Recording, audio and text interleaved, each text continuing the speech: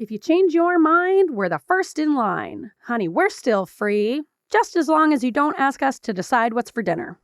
In this ABBA-backed episode, Kristin is taking a chance on herself and diving into the psychology behind decision fatigue. She's discussing what it is, why it happens, how it impacts AuDHDers who already struggle with executive dysfunction, and some ways to avoid it that don't involve just eating pasta for every single meal. Although that's always a valid option, we don't judge. Plus, we're tossing around the proverbial pigskin as we ponder about kidney transplants. Play Susan's favorite game, Is It Cannibalism? Question the existence of radish people, and more. They said that we'd grow out of it.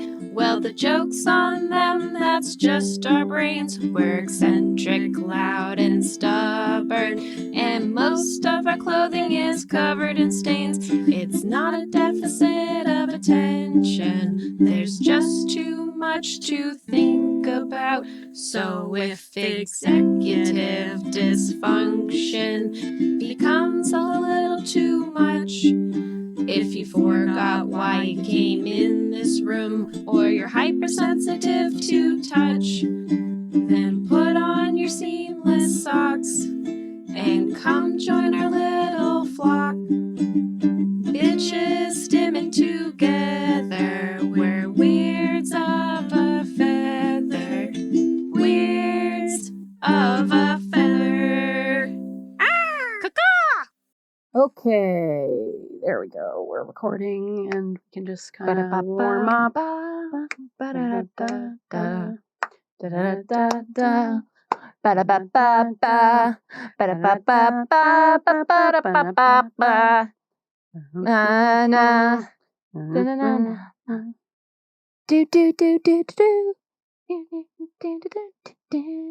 I've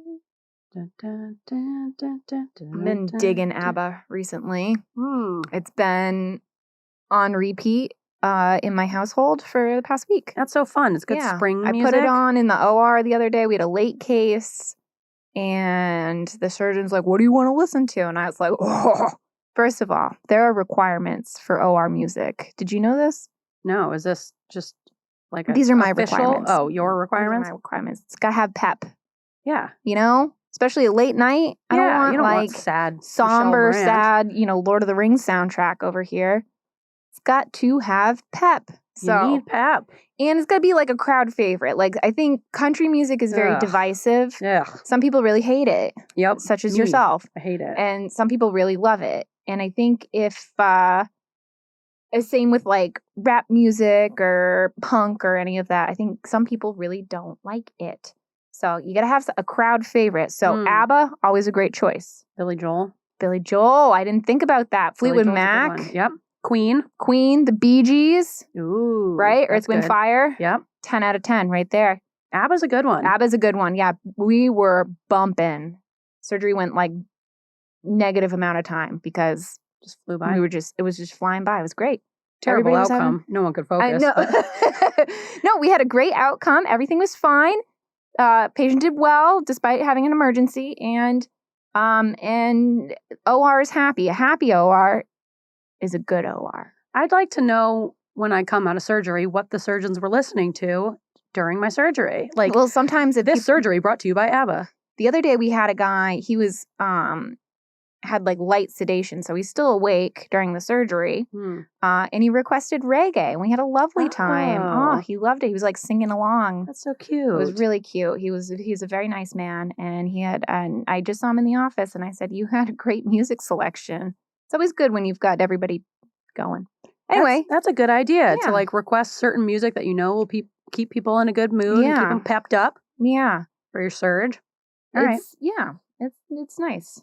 And then sometimes if we're extra serious, there's a surgeon who shuts off the radio and we don't listen to anything. Oh. Well, I think he gets distracted by it. And if it's like a very serious thing, then we don't listen. Sounds like Yo-Yo Ma.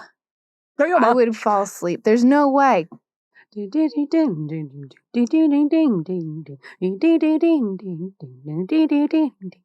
like that? I like it. I'm just saying that, when you're called in at 11 o'clock at night and you have to be there till 2. Yeah, I guess I could put you back to sleep. I need some pep. Yeah. Pep. In my step pa. Anyway, All right. I have a warm-up question. Oh, you want to introduce the podcast first? Yeah, sure. Think about it. I'm thinking. Yeah. All right. Give it some thought. Noodle. Welcome to Where's the Feather, an ADHD-Adjacent podcast. I'm your host, Kristin Stanhope. And I'm your host, Grace Beret. Welcome. Welcome. We've got a meaty episode. Oh, yeah. And speaking of meat, I have a warm-up question. All right. Even though I had a warm-up comment, but now I have a warm-up question. Okay. So there's a recent article that I'm going to link in the show notes that I think in Boston, but I could be wrong, they made these like GMO pigs and then harvested their kidneys to use on people, which is interesting. Incredible because the kidney transplant list is huge. There's, thousands and thousands of people on it waiting for a kidney. And this could really change medicine if we could like grow kidneys from pigs. Yeah. My question is, I actually have a couple. So you have received this pig kidney, right? That'd be crazy. Do you eat meat? Kidney. Do you eat pork after that? Would you feel weird? Would you feel weird? I'd probably feel a little weird. I would probably feel a little weird. I don't know if it would stop me entirely, but I think I would feel weird. Would that be technically cannibalism? That's a very good question. Yeah. That's a really interesting aspect of our cannibalism conversation. Because it all goes back to cannibalism. It always comes back to cannibalism. Under the technical definition of cannibalism, I would say, no, it's not cannibalism. But you're right. It's like, does it change things?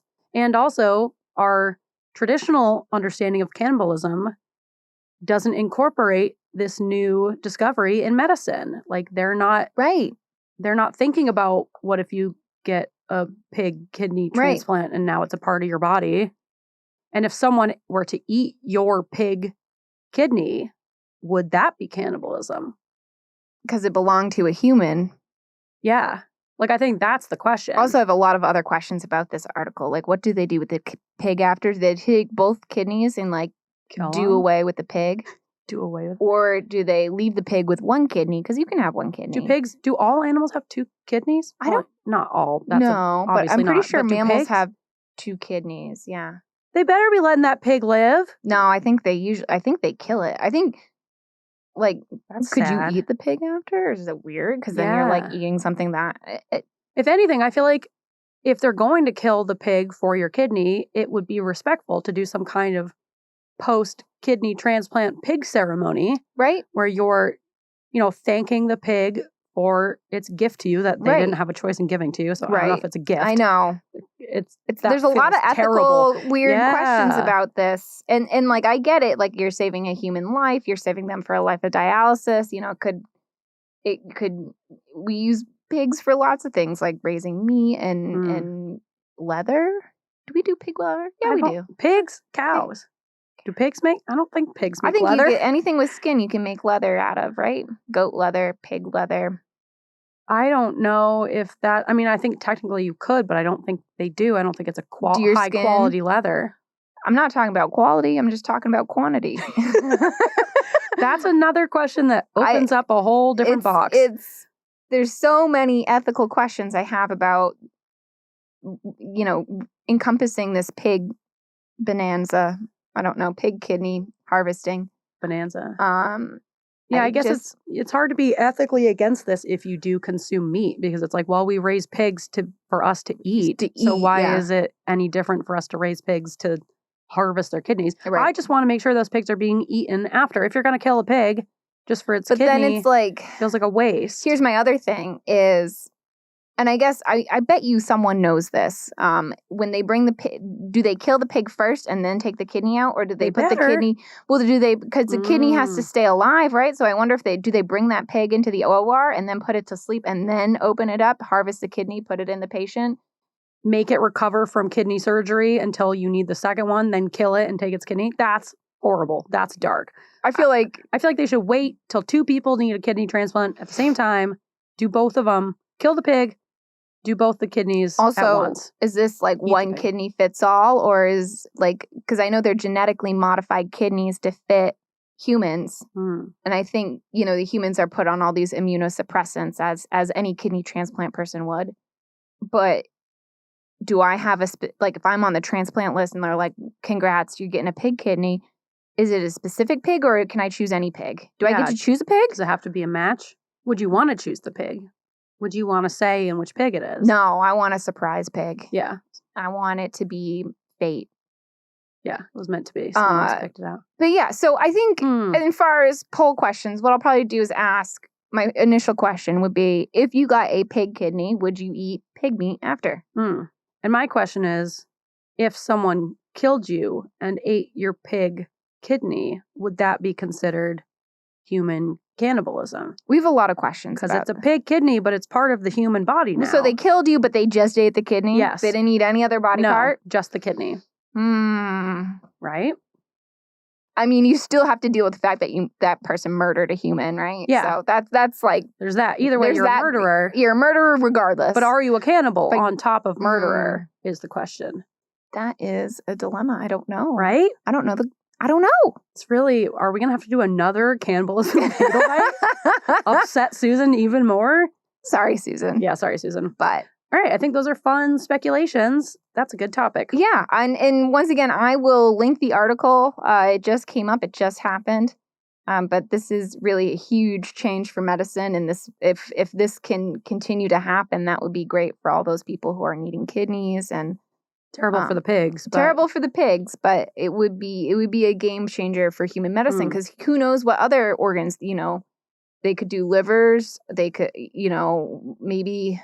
One day we'll just, pick a variety of organs. I'll get a new pancreas for diabetes or something. It could really change the way we think about different diseases. I think they should take one kidney from the pig, sew him up, let him recover from his kidney surgery, and then send him to a lovely farm where he gets to live out the rest of his days. Yeah. I think that would be the only fair way to do this. I guarantee you that's not the way they're doing this, but wouldn't that be nice? A girl can dream. Yeah. But yeah, that's my warm-up question. If you have any thoughts, or if you're in medicine and you're like, I used to work at a lab that did this, let me know. I have questions. I'm a pig who donated a kidney. Yeah, if you're a pig who donated a kidney, kidney? Oh my goodness. You got there. Yeah, let us know at weirdsofeather@gmail.com. Yeah, reach out. Yeah, type up an email. Yeah. Type that up. Type it up with your little hooves. All right. Let's get in those little accomplishments. Yeah, let's do accomplishments, and then I've got meat for you. Pig meat. Sorry for any pigs listening. All right, let's do it. Little accomplishments, but big in our hearts. Yeah. Grace. Yeah? What did you accomplish this week? I started Lexapro. Woo!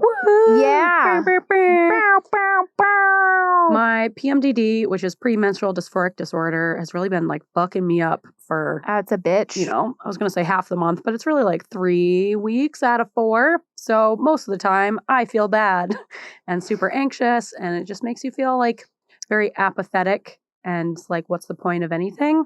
It's really sad. After years of dealing with this, I'm I should probably try a medication for this. Yeah. I'm modern medicine. I'm pro medication within reason. And so it's don't be a hypocrite. And you've also tried non-medicative ways. Yeah. Right? Yeah. So I might as well give the medication game a shot. Exactly. So they started me on a little baby dose. I'm on 5 milligrams. Woo! Which, yeah.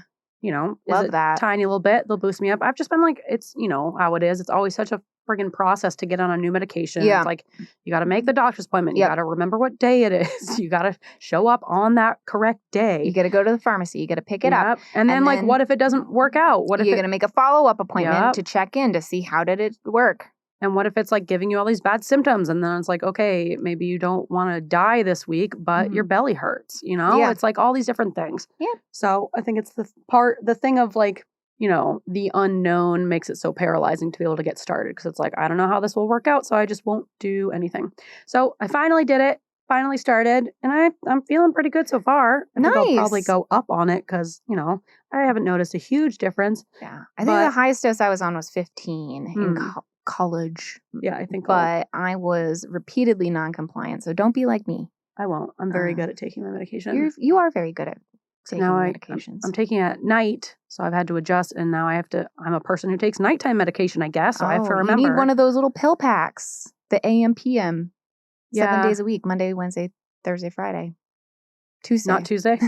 Skip Tuesday. It's like there's one missing. I know something's wrong. No, I just keep it by my toothbrush, but I keep getting in bed and then remembering and being like, fuck.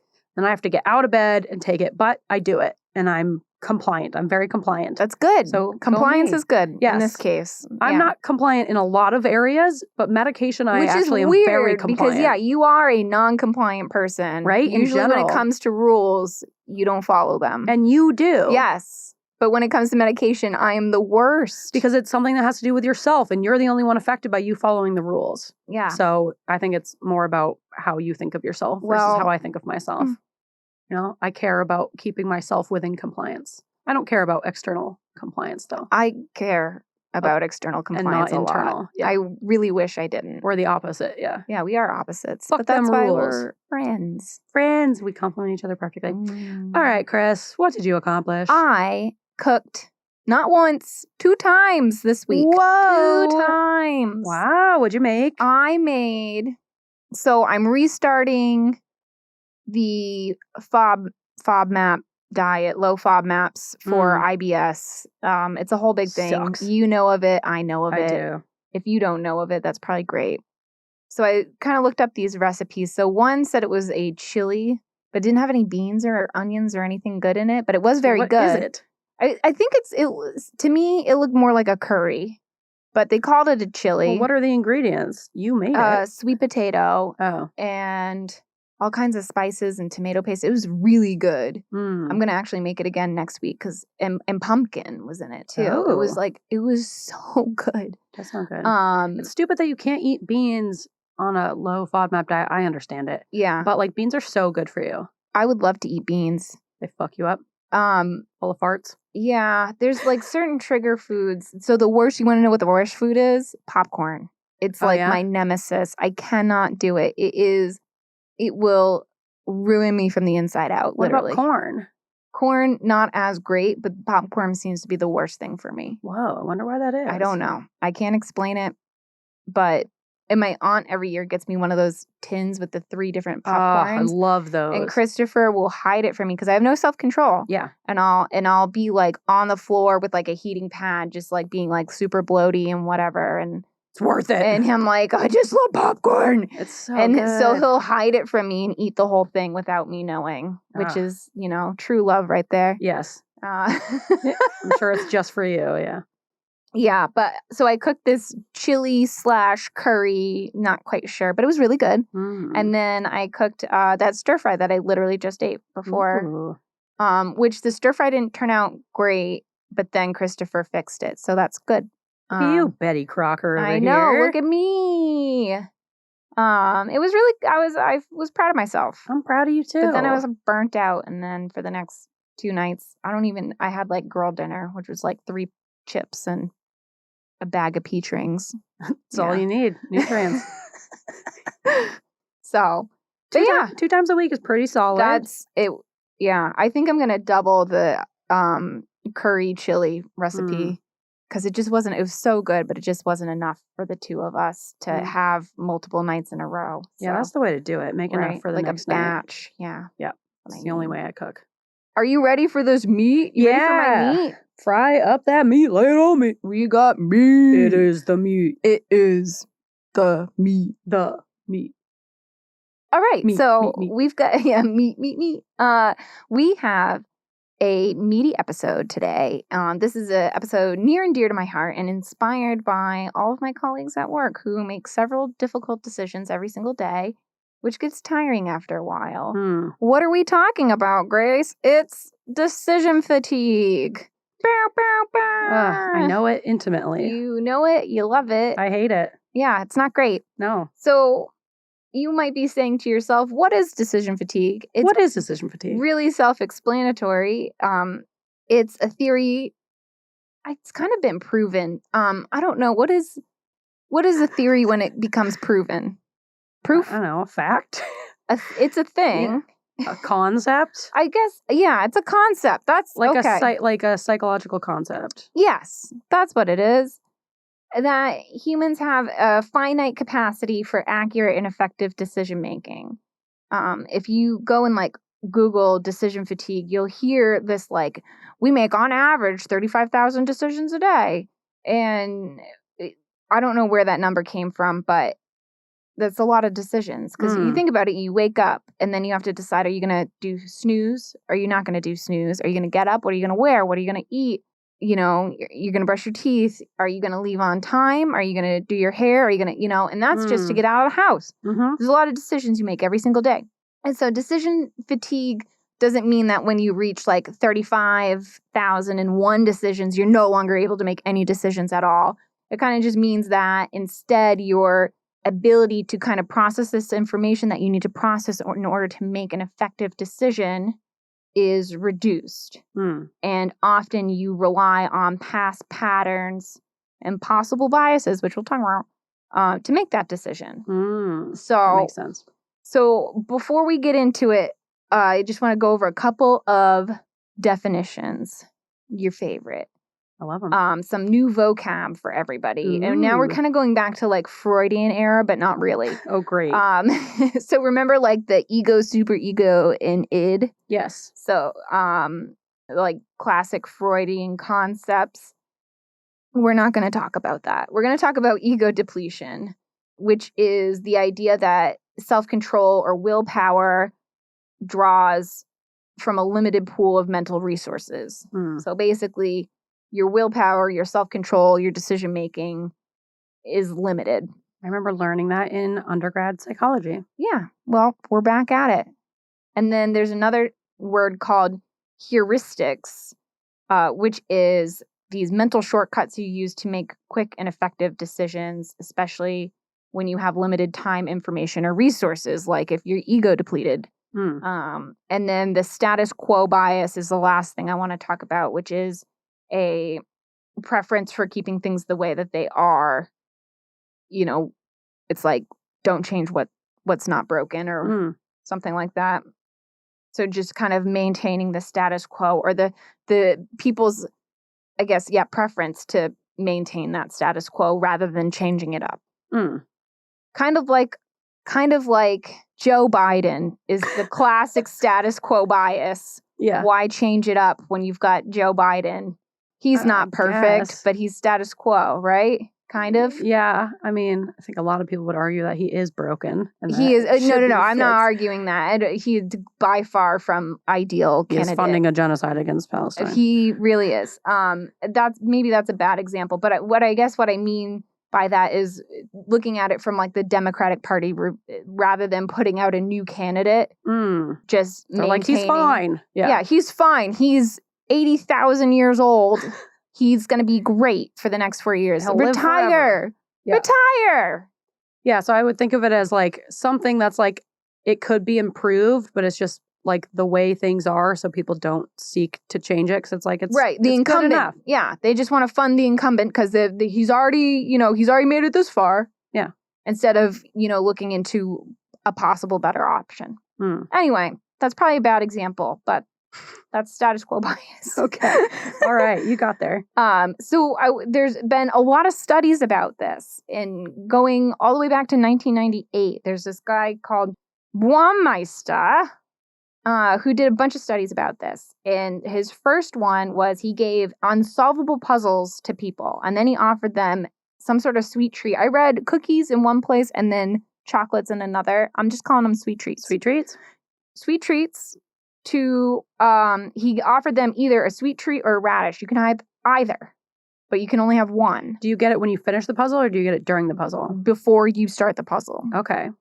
And so then some people chose a sweet treat and some people chose a radish, which is like, who eats? They chose the radish or they were assigned the radish? They chose the radish. Because and that says something huge. about those people. Well, yes. So here we go. One, that they're crazy because who eats radishes on the regular, just straight up like that? Lock them away. Yeah.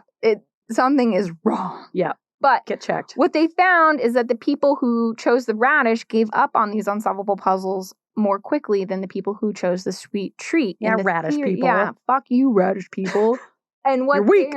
the thought was that the sweet treat people kind of gave into their id, which is their like desire for pleasurable things, right? They gave into their wants and their needs, and became less ego depleted than the radish people who had to make that conscious they didn't just like, I'm gonna get a cookie. They had to like make that conscious, like, I want a cookie, but I'm gonna choose a radish because it's healthy.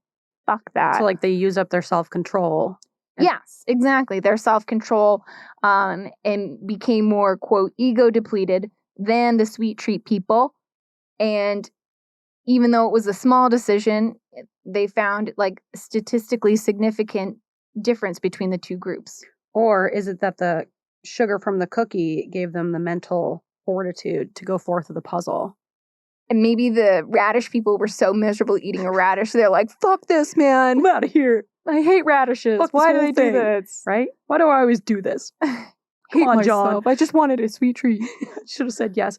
Or also, is it like whenever I think about psychology studies back then, but even now, we're still not fully looking at like ADHD brains, autistic brains. Like we just consider like all these participants as if they all have the same brains. Mm-hmm. And could it be that like, you know, the ADHDers or AuDHDers are more likely to go for the sweet treat because of that impulsivity or whatever, and they're like better at puzzles, you know? It could be. I think That's why I always struggle with these. right. And you know, and it was back in psychological studies. 1998, you know, it was a while ago. Yeah. And I'm still like hung up on the radish. No one eats radishes straight up. What about celery? That would have been a better option. Ugh, celery, yuck. You have celery or you have a sweet treat. How many people chose the radish? 2? Like, I don't know. how could it have been a but 50-50 split? it, Where are they finding? They go to a farmer's market and recruit people? I just Where are they finding these radish people? Who's eating a straight up radish? I just think there are so many factors that go into just that alone of like the types of people a who would radish choose is like a radish. garnish almost, Right? right? Yeah. Yeah. Who's just like Who's eating a radish? straight up radishes? I do think of it as besides like my rabbits. mom. Oh, Yeah. your mom. Yeah, but she's like, Even then you like put it on a salad. yeah, like, you put mix it with something. slices on a Yeah, salad. I would eat a radish on a salad. It's gonna be mixed, but What are you, straight Dwight up? Schrute? You're just like chomping into a radish? It's like an onion. People don't eat straight up onions, but you put onions in things and it makes it good. Yeah, I think we need to look much more deeply at these I should have radish read the whole people. trial, but I Yeah. didn't because I was hung up on this radish thing. That's all right. I am too. And I see what you're going for. Like I do see, you know, and I remember learning that in psychology where you're supposed to reduce the amount of like self-control that you have to use throughout the day because then by the time it becomes the evening, then you have no self-control left Right. and you've depleted it and then you're going to like go crazy on your Right. snacks. Right. It makes sense. So there's another study in 2019 that studied business analysts, and the more, I don't know how business works, but the more forecasting they did, Ah, yes. predictions, Mm. the more they would rely on previous trends to come to that forecast. So they would rely on those heuristics to make that decision. Mm. So if you were someone who made 19 forecasts a day, I don't know if that's correct. Wow, it's a lot of forecasts. Or not very many. Or Could be either it one. could be either. Yeah. Compared. So if you're someone who makes 19 forecasts compared to someone who makes like 3, the person who's making 19 forecasts a day is more likely to rely on previous trends, possible biases, and heuristics when doing those forecasting things than the person making 3 a day. And that kind of reminds me too of the whole, you know, autism pattern recognition thing where, you know, when we talk about like during my top down versus bottom up episode where we were talking about how pattern recognition in autistic people can be a huge strength, but it can also be a hindrance because you assume that, oh, well, this is the pattern or I've taken in all this information. You assume that you are making decisions based on all the information when really you're kind of like leaving out the stuff you haven't taken in because you haven't taken it in, so you don't know. So then, you know, that can like mess like It what literally you have something on top down versus bottom thinking. Ayo, look at us on the same page. Literally on the same page. But Yeah. So No, it's like good to have more evidence sometimes, but then you can also make the mistake of believing that you have all of the evidence. Right. And I think it's good when you're like, a business analyst to rely on previous trends and stuff because we learn from history. But at the same time, you can't just go based on those trends. So there's another study on orthopedic surgeons in Sweden or Switzerland. Sweden. They followed this clinic of orthopedic surgeons. They found that they were less likely to schedule patients for surgery towards the end of their shift or their day or their clinic than in the beginning of the shift. And they thought the theory is after many decisions were made throughout the day about patient care, the surgeons became ego depleted and developed decision fatigue and were more likely to follow like the status quo, which is no surgery. That like they're probably fine. Yeah. So you mean scheduling patients for surgery? Yes. Not talking about they're scheduling the patients to have their surgery in either the morning or the afternoon. They're making the decision to schedule them for a future surgery. Yes. So like let's say all you do is knee arthritis surgery. So you're just doing total knees. And your morning, you schedule, let's say you have 5 patients in the morning and 5 patients in the afternoon to like evaluate, treat. More likely the patients that come in the morning, you're going to say, you need surgery. Let's take you to the OR. Not that day, but later on. I gotcha. And then the patients in the afternoon, you're more likely to say, well, let's not do surgery yet. Let's try physical therapy or something else like that. Okay. That's very interesting. All right. Yeah, it is interesting. And then there's another study. There's actually quite a few, and I just picked some, but there's one on judges and decision making with that, which was really interesting. But the ones you all picked are medically based. Yeah, Weird. well, yeah. Except for that one business one. Well, yeah. So there was another study that watched nurses in like a telehealth situation, and they followed how often the nurse would refer them to what they call like a secondary health professional. So basically, like you call into telehealth, how often do they say you need to follow up with your primary care, you need to go to urgent care, or you need to go to the ER, which would be the status quo decision, the clinically safest but most conservative and resource inefficient decision is exactly what they said. So the status quo, the heuristic decision would be you need to go see someone in person about this, rather than saying like, oh, this sounds like this, I would recommend ABC. So they saw that there was a statistically significant trend of like every call farther away from their most recent break, the nurse was more likely to refer out to a secondary health professional. So if you were the first person to call or the third person to call after the nurse's break, they were more likely to not refer out.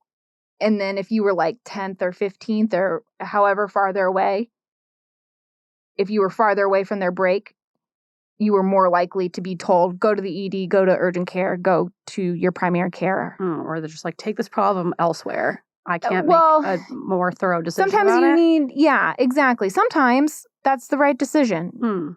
And it's hard because sometimes you just have a lot of people who call telehealth who all need to be like actually seen. Being like, I'm having blinding headaches and my blood pressure is 200/110. You're like, okay, please go to like you need help, and maybe you get like 3 of those calls in a row. But what they're saying is that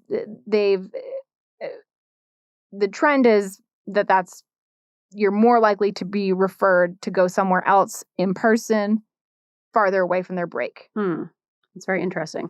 I feel like that has implications for if you're going in to see a doctor and you're like wanting a certain outcome, when should you do it? Make a morning appointment. I actually have that written down. Nice. I always make all of my doctor's appointments earliest in the morning. I feel like 1, because I'll just dread it and I'll just think about it all day. Same. And 2, because I usually go to work after. And 3, because of this now.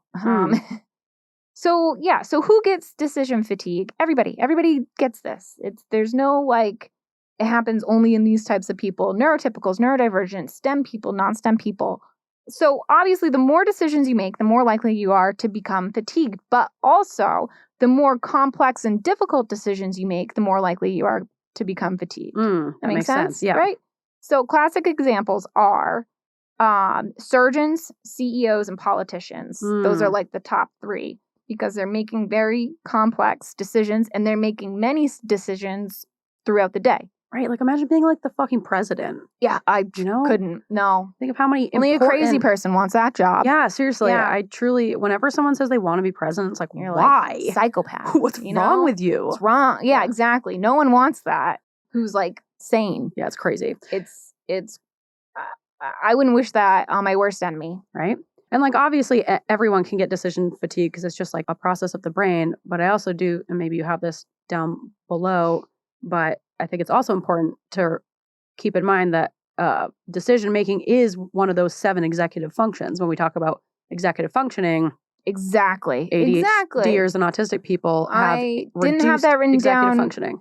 But I definitely was flirting with the idea. I just had a hard time getting my thoughts on paper. Yeah, you got a lot here. But I'm always here to bring up executive functions. Thank you. Yeah, and it is a huge thing of executive function, which is why we may struggle with this more. But everybody can get this. And then what can this look like? Well, kind of like brain fog, mental fatigue, physical fatigue. A lot of people have decision avoidance, procrastination. Yep.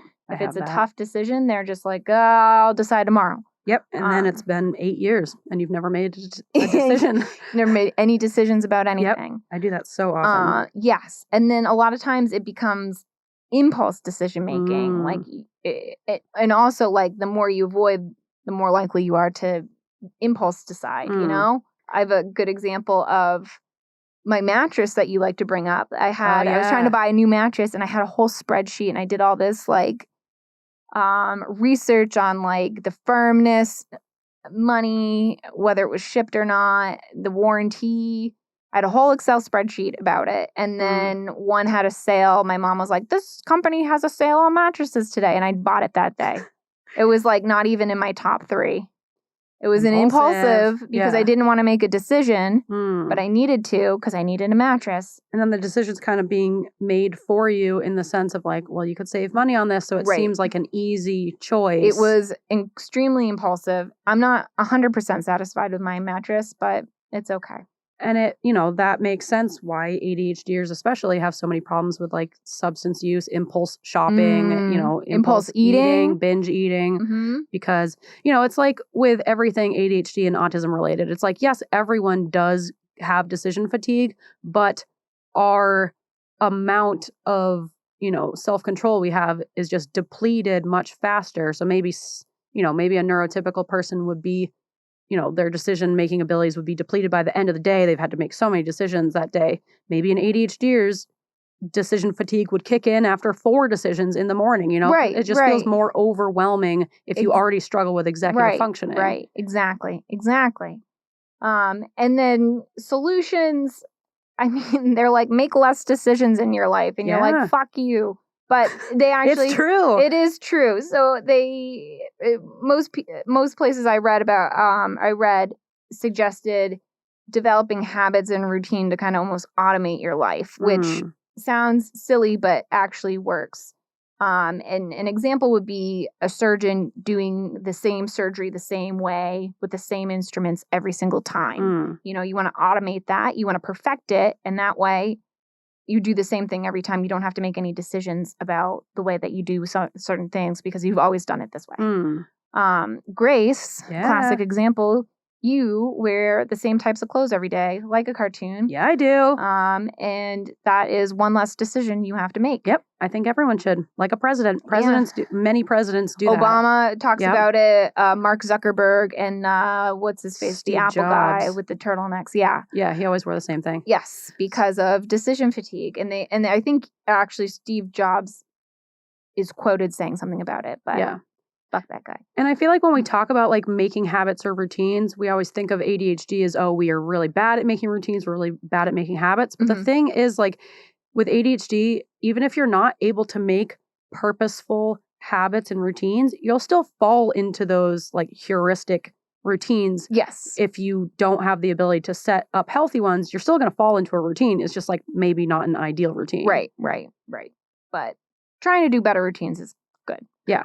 Another thing they recommend is planning meals. My suggestion was maybe eat the same thing every day. Sometimes I do that. If you eat the same thing every day until you get bored of it, like a little safety meal. And then you're fucked. But that for sucks. a brief moment in time, you're like, yes, this is one less so decision. nice. It's nice when you're in that. Take breaks, obviously, like the nurses, you want to take breaks. And that way you can get your brain back, I guess. All places I read said make your hardest decisions in the morning, which makes sense. My suggestion is to make doctor's appointments first thing in the morning. Yeah. And then if you're with someone who's showing signs of decision fatigue, like maybe they're avoiding a big decision, you can help them decide. And not by like choosing for them, but maybe. I would love that. Sometimes it's like, tell me what to do. Yeah, sometimes Please. or give them like a multiple choice. Sometimes I do that all the time at work. I go, do you want to start this medication on this patient today or tomorrow? I don't give them an option of like 3 days from now. Multiple choice. That's a good idea. Or I do this a lot with Christopher when we're deciding restaurants. It's like I pick 2, he picks 1. So I pick 2 restaurants, and from those 2, he picks 1. That's a good strategy. Yeah. I've been watching Monk. Did you ever watch the show Monk? A couple times, From 2002. It's on Netflix. It's very delightful. I highly recommend it. It's a very fun watch. I never watched it growing up, but he's obviously very autistic on top of OCD. Yes. And one of his major autistic traits is decision paralysis, where he can't make a decision. And so like as we're talking about this, and he literally at one point asks someone like, tell me what to do. Please just tell me what to do. I don't know what to do. Sometimes you just need someone to take over. Yeah. But it makes me think that like on top of the decision fatigue of like spending all day making these decisions, it wears on your executive functions and then you can't make decisions. But also then when you think about autism, the autistic brain has to make so many frigging calculations of like how to make the exact, because that's the executive dysfunction that comes with autism, right? Is that you have to be able to make the exact right, perfect choice. So on top of feeling fatigued, it's like you're having to consider so many friggin' angles and so many different parts that it's like, of course, that's going to feel so exhausting and overwhelming. Exactly. And then, I couldn't find a lot of articles that were referencing ADHD or neurodivergence or autism and decision fatigue, which I think is silly. Yeah. Maybe I didn't look hard enough, but there wasn't. I guess I hear it more referred to as like decision paralysis within the neurodivergent community. Maybe I'm not. I had the wrong keyword. Yeah. That's probably why. But I have a lot of postulations. This is what I'm calling Kristin's postulations. Kristin postulates. All right. Postulate. Well, so people with neurodivergencies, I think, are more susceptible to decision fatigue from reading all of this and doing this podcast for so many years. And I think a lot of that has to do with the bottom-up thinking that we do. We're taking in so much. The bottom-up thinkers, please see our episode, Top-Down Man and Bottom-Up Boy, right? That's it. That's the title. That is a title, that we have. So in that episode, we talk about different ways of thinking, and I think the neurodivergent community is more likely to be a bottom-up thinker, where you're taking in all this information and you have to do all this research first, but then you also have to make the decision and filter out what's important, what's not important, and that's more of an automatic process for the top-down thinker. And so that's so many more decisions you have to make, even on in the back of your brain. This is something that's automated for a top-down thinker that is manual for us. And I think that's huge. It's so many more decisions that we're making every single day. Yeah. I think external stimuli, we're more susceptible to external stimuli, like an itchy shirt tag, heat or cold changes, or loud noises. And that can also affect our decision making because it's more information we're taking in and we're more sensitive to that information. And there's also this, I didn't really talk about it, but there's this Baumeister. No, it's not Baumeister. It's a different guy who basically did this study, and I do have it linked below, where he basically put the participants' hands in ice water and then made them answer questions. And surprisingly, the people who had the ice water hands were having a hard time answering questions because they had all that external stimuli compared to the people who weren't submerged partially in ice water. You know, it's uncomfortable. You're responding to that stimuli, and you have to make these, you know, that's more stimulus, that's more information to take in.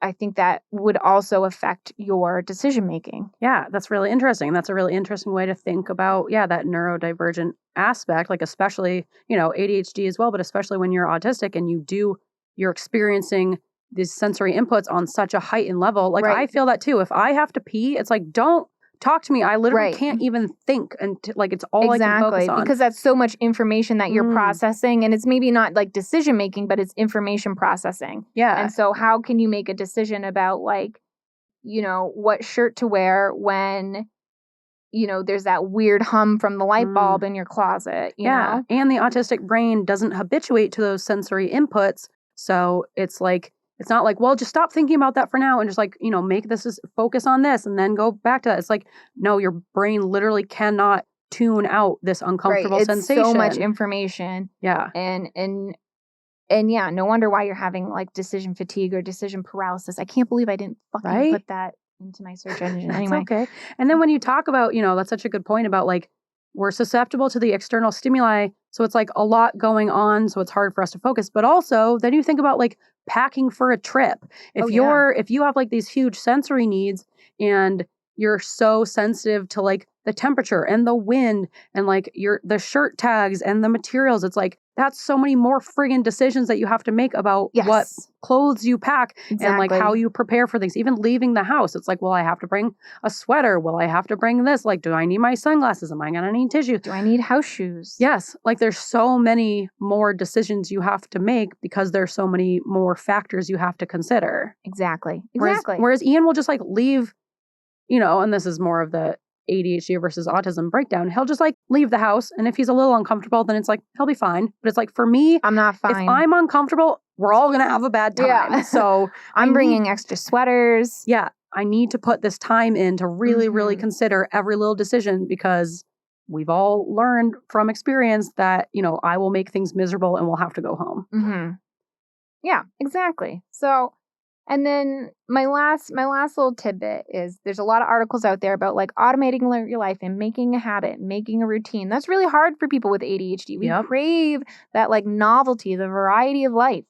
It's hard to make a habit. It's hard to be in a routine. It's really difficult. And so to have that like kind of blanketed advice, I just almost wanted to just say like, fuck you. I'll show you routine. Yeah. Like ideally. Yeah. And it's also hard to break out of our like poor routines. Yes, I feel like. Exactly. Yeah. It's a lot of executive function. Yep. It's a lot of, and you know, once you're in a routine, great. That's your routine. You got it. Nailed it. But just to develop that and to make that habit, that's crazy. That's so difficult. And last year we did that episode, or maybe 2 years ago, we talked about how forming habits is like, it takes the ADHD brain like 3 times longer than the neurotypical brain. And also then with ADHD, you also have that problem where, okay, maybe you get a good routine going. You've done this for 2 years straight. You're so good at it. It's just automatic part of your life. You don't have to think about it. One thing changes or one thing goes slightly wrong. Yeah. You could just never do that routine ever again and just lose it. This great habit that you've had. Yeah. You get a cold and you're like out of work and now you're like never exercising again. Exactly. Yeah. You like literally never go back even though you were doing such a good job with it. So it's like, even if you do manage to get into that good routine with ADHD, it's like anything could change and throw it off. And now like your whole system is gone. So frustrating. Yes, it's so frustrating. But so here's my suggestion. And let me know if you want to try this. I'm going to try this. You're going to try to try. I'm going to try. All right. I'm calling it a variegated routine. Ooh. And I don't know if variegated is the right word, but it sounds fancy and I like it. Yeah, it sounds nice.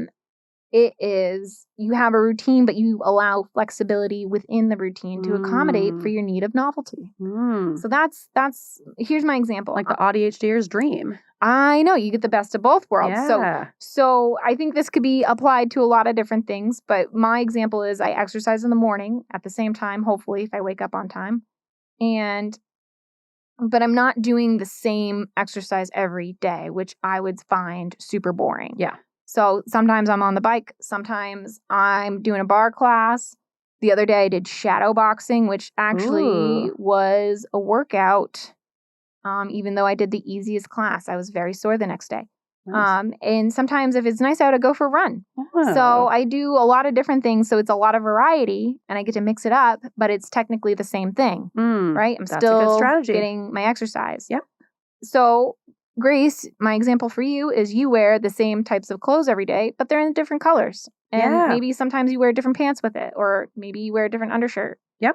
Just mixing it up. I wear the same undershirt, but I do wear different pants. Well, fuck me then. No, that's a good example because I wouldn't be able to just wear the same exact thing, same color every single day. Like I would hate that. If it was just like gray sweatshirt, black pants. But you have some autonomy in like choosing like the color, but the style and the fit is the same. Yeah, so I don't have to like wrestle with, this shirt kind of like bothers me under the arms. It's like you already know it's kind of the safe option, but at the same time, it's different. I'm like, do I feel like a green today or a pink or a blue? I'm loving the mint. Yeah, that's it brings nice. out my eyes. Oh, it's very nice. Yeah, I think those are good examples, and that's a really good way to do it. And like maybe if you really, really are in, severe burnout and you really, because burnout reduces your executive functioning even more. Mm-hmm. And especially if you're like just autistic, like maybe you do need the same exact thing every single day for a while. There's nothing wrong with that. Yeah. Do the same things every day, whatever. Yeah, like maybe Who needs spontaneity? Yeah, like maybe you would thrive with doing just the bike every single morning because that's what you need for now to just get you into that routine. And then as you kind of like heal your nervous system, heal your executive functioning a little bit, maybe you add in more variation to spice it up. Or, maybe you need to kind of switch it up every day in order to develop that routine. Exactly. Yeah, either way. Make it your own. Yeah. Which requires decision making, but I think less so than normal. Yeah, I think if you can make it where you're making a lot of, especially with ADHD, because we do have that impulsivity no matter what time of the day it is, making a lot of the decisions ahead of time so you're not making them in the moment. And, maybe you do want to make them in the moment, but I do feel like it's like how we were talking about a few weeks ago of like having a TV show that you just like, that's your show and you know that you can always turn to it. Yeah. Like having these safety things where you're taking the decisions out of the things where you shouldn't need to make decisions. Exactly. So let me know if you have a variegated routine or if you have a better name for that. No, I think that's a great let me know. name. What you're doing, write on in. Maybe we'll have maybe I'll do like a poll question or something about it. But I would like to know if people have different variegated routines, if they're already doing this, if they want to make one up, if that works for you, or if you have any other comments. But but that's my little tidbit about decision fatigue. If you work in healthcare, I'm sorry about your burnout and your decision fatigue and your trauma. Sorry about that. Sorry. I'm right there with you. So I guess another hack also, I mean, this is kind of a big thing. Biohack. Biohacking. No, but just like a life hack could be like if you really are in a profession that requires a million different decisions and it truly is like wearing on you and you already have executive dysfunction, like maybe you do think about switching careers. If it's truly to the point where it's like my brain stops working after the certain point, I can't make the decisions I need to make. It's kind of like really affecting my life. Or just like a change, maybe not switching careers entirely, but maybe just in a different area. Slightly different. Yeah. Or you find some way to, kind of take as many of those decisions out of it as you can. Like, I don't know, maybe if you have an assistant who can help you make decisions that like you don't necessarily need to always give your input on, Or talk it out with a colleague. We do that all the time in medicine. If a surgeon is having a hard time trying to come up with a plan for a patient because they are surgically complex, every Friday we have a little morning meeting where we share images and talk about different patients. And we have a little group vascular meeting where we all get to put our input in. And like you talked about where you and Christopher do the restaurant decision-making thing, that also, you can have, whether it's a partner supporting you, a friend supporting you, a task paralysis tacklers. Yeah. That's kind of like what we were talking about. Trademark. Yeah, absolutely. Where, you just want someone to be like, start here And then you don't have Right. to make all these decisions. Or just like a second opinion. Call in a consult. You know, you need it. We do that all the time in medicine. This person's medically complex. I need help. Yeah. If I need another person on the team. Especially if the decision comes with like a lot of weight to it, you know? Exactly. Yeah. If you have a tough decision, talk it out. You're one person. Talk it out. Get a friend. Talk to a stranger about it. Get it out of your brain. If you don't have any friends, talk to a stranger. Yeah. I would love to know. If you got a difficult decision, email me at Kristin at Gmail. What's our email? At gmail.com. Yeah, that one. You'll find it. Where's the feather at gmail.com. Yeah. I'll help you with your decision. I think. Yeah.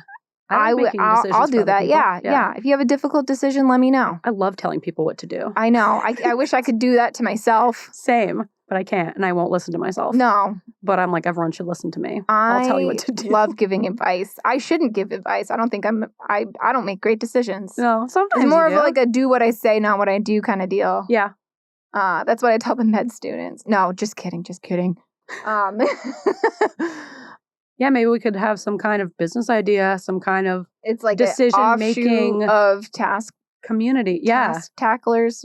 Yeah, task paralysis tacklers. Decision making dynamics. Ooh. It sounds like a very fancy company. Maybe it's some kind of online hub where you submit. I guess it's just like Reddit. It's Reddit. It's Reddit. We're describing Reddit. Yeah.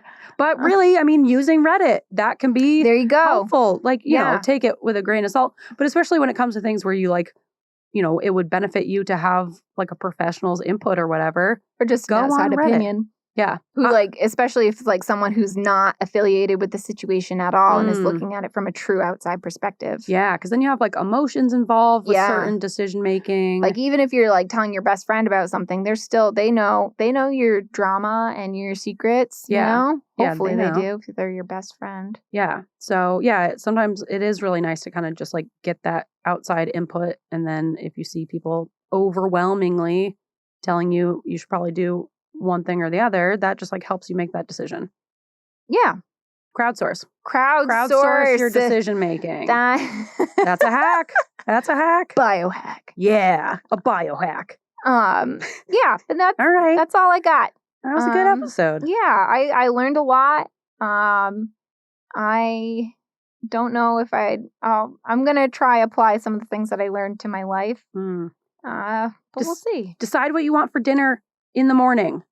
That's a good one too. Whenever I do that, I have such an easier time. That's a good idea. It hits 5:30 and Ian's like, "Oh, were you thinking anything for dinner?" I'm like, "God damn it." Yeah. It's the last thing I want to have to think about right now. I can't make a decision. It almost makes me like I get so upset trying to decide what to do for dinner if I don't have a plan. Same. I'm just like, I can't. I'm like, I'm decision fatigued. I'm like, I don't know. Yeah. And I rely on my status quo bias of ramen noodles. Yeah, mine's pasta. So if you can't, like if you're the type girl dinner. Yeah. If you're the type of person who like can't eat the same thing every single day, which I get because I'm like that with dinner especially. I get so sick of dinners. But like maybe you can't rely on just doing the same thing every single day, but at least try to do stuff like making the decision in the morning because you know that by the time you get home, you're going to be decision fatigued. You have a plan, you know. You're like, well, I want to make this, but I don't have any soy sauce. Yeah. Got to go to the store. Yeah. Buy a bottle of hoisin sauce. Look in the fridge. Oh no. Or if it's me, it's salsa. You love to buy salsa. I do love to buy salsa. I haven't bought salsa in a while. I'm like not allowed anymore. Good. For a good reason. Yep. We're almost done with all the salsas that I bought, so I'm pretty pumped. Congrats. All right. So if you enjoyed this episode and you're like, I want more, please, you can get more. Where? On Instagram at Weirds with Feather, on our Facebook group. You can email us at weirdswithfeather@gmail.com. If you're like, let's keep this horse train going, you can donate to us at ko-fi/weirdsofafeather.com/weirdsofafeather. There's a .com in there. You'll find it. Yeah. You almost had it. I was so hopeful. I was like, she's got it. I got it. I don't need to jump in. Nope. That's ko-fi.com/weirdsofafeather. Yeah. Find us there. You can donate a nickel. You can donate $1, maybe even more. Yeah. All goes back to the podcast to keep this horse train running for our software and our editing. And that's about that's it. it, Yeah, yeah. that's all we can afford pretty right much it. now. Yep. That's our budget. Yep. And yeah. Okay. Are you ready for this bod? I'm ready. I want your bod. Nice bod. Today's bod is called the rock ptarmigan with a silent P. Of You course. decide where the P is. Yep. No, it's at the front. It's ambiguous. It's a snowy white bird during the winter and a brown bird in the summer because it sheds its feathers. Oh. I think that's how that it molts. That's what it Molts. is. Yeah. Molts. It's a grouse-like bird that lives in the Arctic. They eat leaves and berries. And in the winter, they can be seen following caribou herds who will like scrape up the snow with their hooves to get through the grass, and then they'll kind of like forage from there. It's really smart. That is smart. I really like animals that use other animals as tools. Outsourcing. Yes, outsourcing is what that is. The rock ptarmigan, professional outsourcer. Yeah, I Yeah. respect it. Yeah, you got to get that hustle. Yeah. And here, I found this bird on TikTok. The males have really funny eyebrows, and I was like, this one for sure. You love an eyebrow. I love a good eyebrow. In the winter, they have an eyebrow. In the summer, they're just kind of brown. Oh. All right. All so eyebrow. they have a couple different songs, so we'll do a couple. Here's the first one. Okay.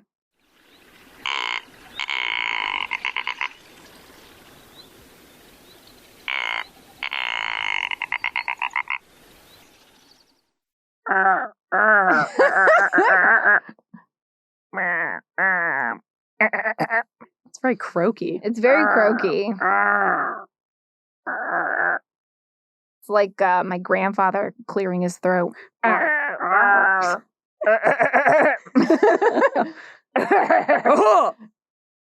right, here's the second one. All right.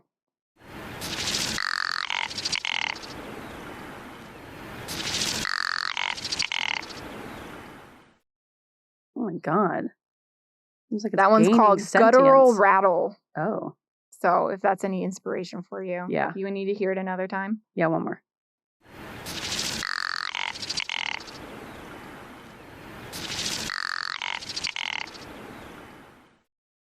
Sounds like he's talking.